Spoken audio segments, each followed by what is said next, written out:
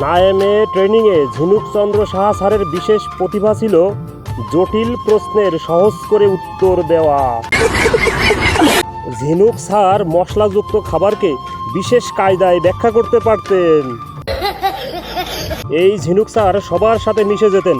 প্রথম দিন পরিচয়ের পর থেকে মনে হয়েছে তিনি বহুদিনের বন্ধু। ক্যারাম খেলায় স্যারের এমন কারিশমা ছিল, গুটিগুলো ডান্স করত।